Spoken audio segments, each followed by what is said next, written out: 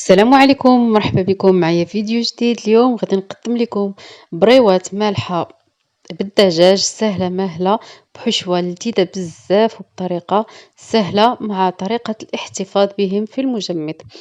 نبداو بالحشوة. غادي نحتاجو 3 البصلات، فلفلة خضراء وفلفلة حمراء وجوج دريسات ديال الثومة اولا 3، وغادي نديرو 3 المغرفات ديال الزيت، وغادي نشحرو كلشي على عافية مهيلة ونحركوهم نخليوهم. وغادي نمشي ناخد هنا واحد الصدر ديال الدجاج مكمول مقطع قطع صغيرة. غادي نضيف له معلقة ديال التحميرة اي البابريكا، ثم معلقة صغيرة ديال السكينجبير او الزنجبيل، ونص معلقة صغيرة ديال الفلفل الاسود الابزار، ونص معلقة ديال الخرقوم او الكركم،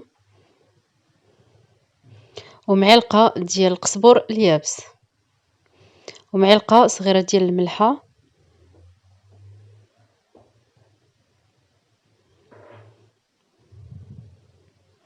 غادي نضيف عليه المايونيز. غادي ناخد تقريبا واحد 3 ديال المعالق ديال المايونيز، كيعطيو واحد المذاق زوين بزاف. بالنسبه للمايونيز مصايباها في المنزل وعندي الفيديو في القناه، الا بغيتو نشاركو معكم نخليه لكم في صندوق الوصف، لان المايونيز غزال ناجح 100% وكيبقى مده طويله في الثلاجه بلا ما كيخسر، والمذاق ديالو مثل المحلات تماما. غادي نخليه لكم في صندوق الوصف. غادي نضيف الزيت وغادي نخلي هاد العطرية تدخل فيه، نخليه جانبا.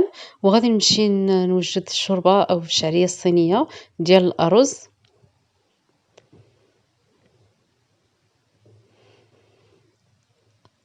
وضعت 3 ديال القطع وضفت عليهم الماء ساخن جدا يعني كيغلي، وغادي نخليهم واحد 5 دقائق حتى يطلقوا راسهم. وهنايا غادي نحرك البصلة والفلفلة ديالنا، الفلفلة الخضراء والحمراء، وغادي نضيف لهم واحد العلبة صغيرة ديال الشامبينيون بعد ما غسلته وقطرته، وغادي نحركو معاهم.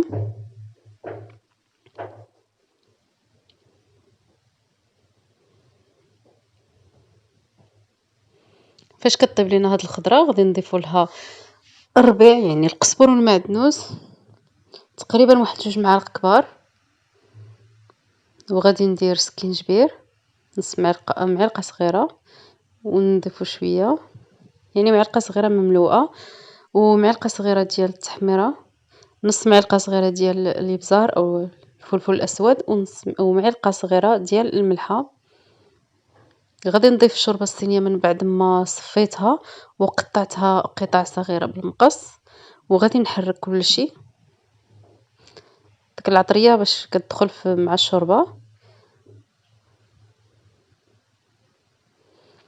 ونحركو جيدا. وهنا غادي ناخد مقلة اخرى ونطيب فيها الدجاج، نبقى كنحركو حتى يطيب. مني يطيب تماما غادي نضيفلو الشوربة الصينية مع الخضر، وغادي نحركهم مزيان. تنسجم لينا التوابل مع بعضياتها وتشحروا شويه، وعاد نطفيو عليهم. من بعد كنخليهم يبردوا تماما. غادي ناخد هنا واحد الكيلو ديال الورقه. اولا غادي نحيد لها الجوانب. بالنسبه لهاد الحشوه ديال الدجاج كتجي لذيذه بزاف، وفي نفس الوقت كطيح اقتصاديه وكتعطينا واحد الكميه اللي هي كبيره ديال البريوات. كما شفتوا حيدت الجوانب ديال الورقه باش كيبقاو يابسين كيجيو قاصحين في البريوه. من الاحسن اننا نحيدوهم. من بعد قطعتها على جوج كيف كتشوفوا، يعني طويتها بعدا وقطعتها على جوج هكا كتجيني سهله وكتجي قد قد. وضروري تغطى بالميكا، يعني اي طريف حيدناه نغطيوه بالسلوفان باش ما تيبش. هنا غادي نقطعها على 3. انا غادي ندير بريوات صغارين، غادي نقطعها هكا على 3. ممكن انكم تقطعوها غير على جوج الا كنت باغيين ديروا بريوه كبيره.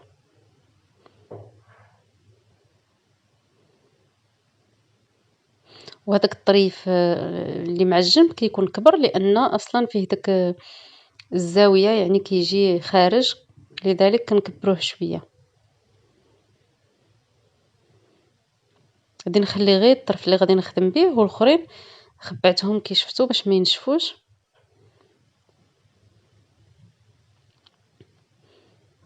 كناخدو هاد الورقة، يعني كتبان لي بحال شريط طويل، غادي ندهنوها مزيان بالزيت والزبدة مذوبين، يعني ذوبت الزبدة وزدت عليها الزيت وكندهن بها. وغادي ناخد الحشوة، يعني الكمية تقريبا معلقة كبيرة عامرة،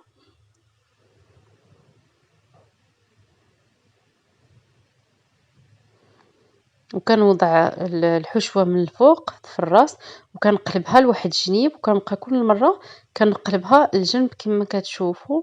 يعني هي الصراحة البريوة ساهلة بزاف.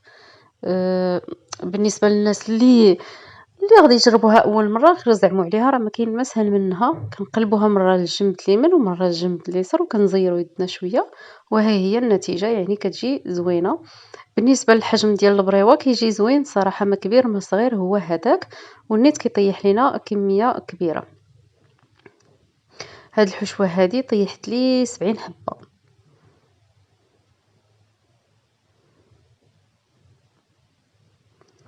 70 حبة يعني راها كمية صراحة لا بأس بها. نتمنى تجربوا الحشوة بهاد الطريقة هادي، وأكيد إن شاء الله غادي تعجبكم. غادي نولي نعاود معكم بنفس الطريقة.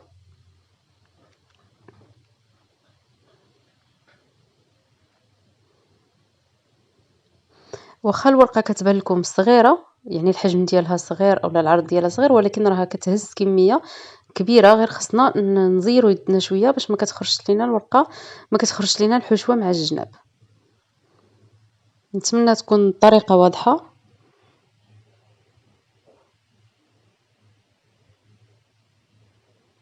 انا هنا ما كندهنش بالطحين والماء، لانني ما غاديش نقليهم، فقط غادي نديرهم في الفران.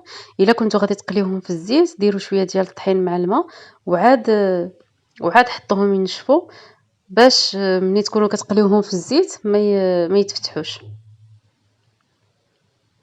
هذه حاجه اللي هي ضروريه.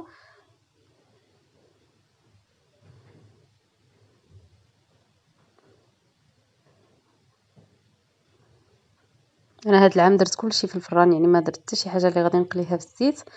أه لذلك ما كل شيء درته غير عادي، ما درتش الطحين مع الماء كاع نهائيا. كما كتشوفوا الطريقه ديال الطي ساهله مهله.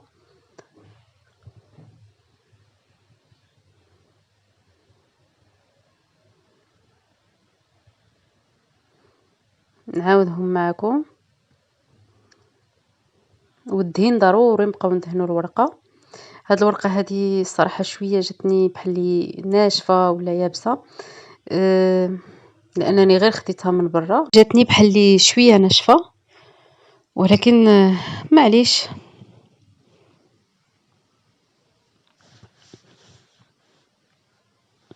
المهم انا عاودت معكم الطوي، كنتمنى تكون الطريقه واضحه. دابا من بعد ما كملتهم كما قلت لكم طيحت لي هاد الحشوه 70 حبه. غادي نولي نديرهم في اللاطه وندهنهم بالزبده والزيت. كنذوبوا الزبده وكنزيدوا معاها الزيت، وعاد كندهنوا بها. من الافضل ندهنوهم مزيان، وغادي نديروا لهم نص طيبه فقط.